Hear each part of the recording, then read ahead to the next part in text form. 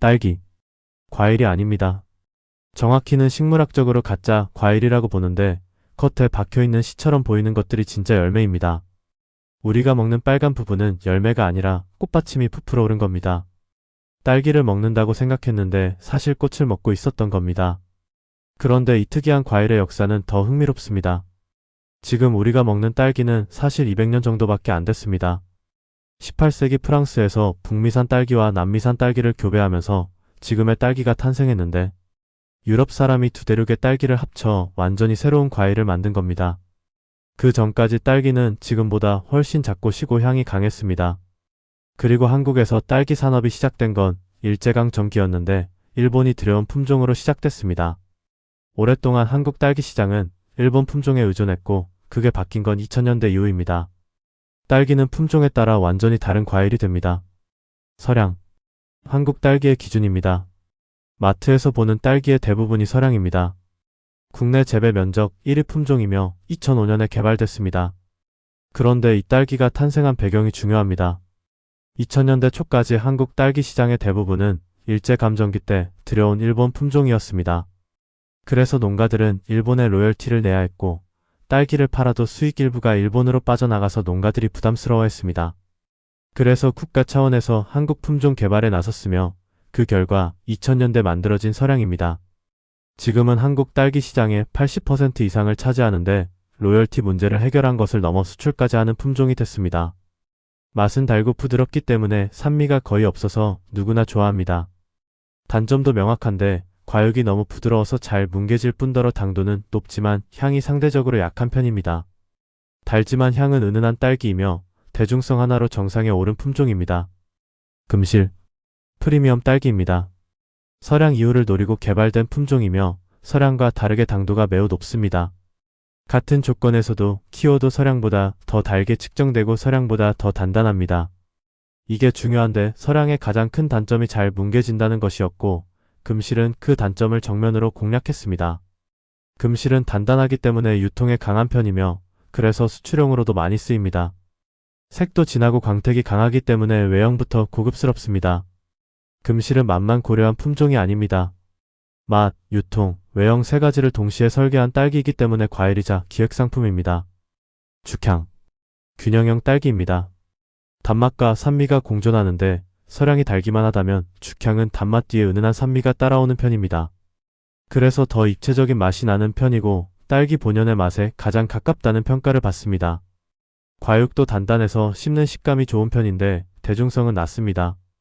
이유가 흥미롭습니다. 한국 소비자 조사를 하면 대중들은 압도적으로 강한 단맛을 선호하기 때문에 산미가 있으면 덜 익은 거라고 생각하는 경우가 많습니다. 그래서 죽향은 매니아층이 많은 딸기이며 대중들이 선호하는 편은 아닙니다.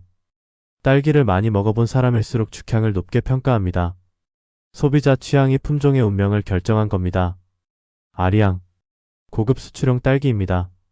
크고 길쭉하며 단단하기 때문에 유통에 매우 강해서 해외 수출에 적합한 딸기입니다.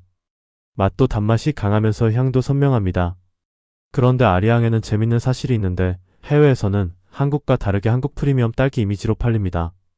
같은 딸기인데 국내보다 해외에서 더 비싸게 팔리는 편입니다. 동남아 고급 마트에서 아리앙 한 팩이 국내 가격의 2배를 넘기도 합니다. 한국에서 평범하게 사먹는 딸기가 해외에서는 선물용 고급 과일이 된 겁니다. 국내에서 제값을 못 받는 것들이 해외에서 빛나는 경우입니다. 킹스베리. 크기로 압도하는 딸기입니다. 한 알이 일반 딸기의 2~3배 크기이며 처음 보면 딸기가 아니라 작은 사과처럼 보입니다. 보통 과일은 커질수록 맛이 떨어지는 편인데 그 이유가 수분만 늘고 당도는 희석되기 때문입니다. 하지만 킹스베리는 예외, 크기와 맛을 동시에 잡은 과일입니다. 이게 가능한 이유는 오랜 품종 개량의 결과입니다. 단순히 크게 키운 게 아니라 크면서도 당도를 유지하는 품종을 찾아냈기 때문입니다. 수십 년의 연구가 한 알에 담겨 있다고 보면 됩니다. 선물용으로 많이 쓰이는데 그 이유는 가격이 비싸기 때문, 그렇지만 받는 사람이 놀라는 딸기입니다. 장이. 부드러운 단맛의 대표입니다. 일본에서 들어온 품종이며 2000년대 한국 품종 딸기가 개량되기 전에는 한국 딸기의 중심이었습니다.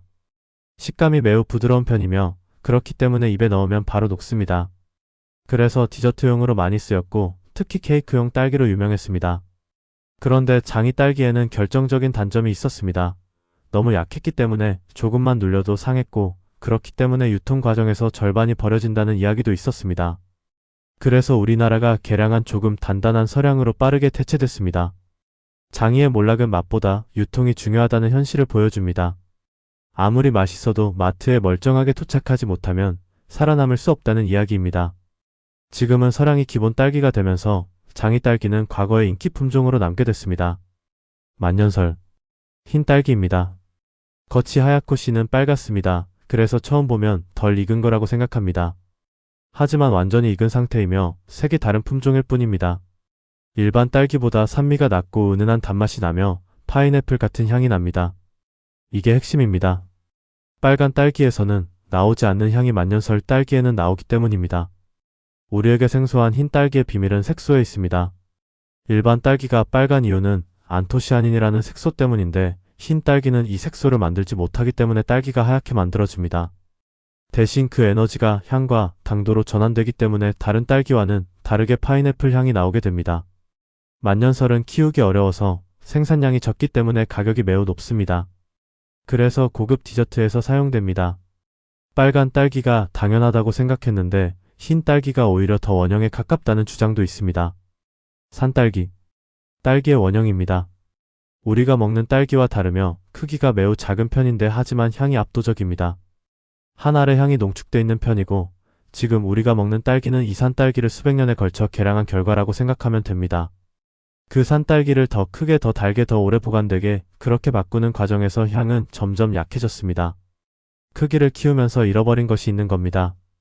그래서 유럽 고급 레스토랑에서는 작지만 향이 진하기 때문에 지금도 산딸기를 씁니다. 우리가 포기한 향을 미식의 세계에서는 여전히 쫓고 있습니다. 딸기는 단순하지 않습니다. 품종, 재배 환경, 수확 타이밍 이 세 가지에 따라 완전히 다른 과일이 됩니다. 그리고 그 뒤에는 항상 이야기가 있습니다. 로열티 싸움이 품종을 만들었고 유통의 현실이 인기 품종을 몰아냈고 크기를 키우면서 향을 잃어버렸습니다. 같은 딸기라는 이름이지만 사실은 전혀 다른 과일입니다. 일제감정기에 들여온 딸기의 단점을 파악하고 개선하기 위해 우리나라가 새롭게 개량해서 만든 것이 대단한 발전이라고 생각되는 과일입니다.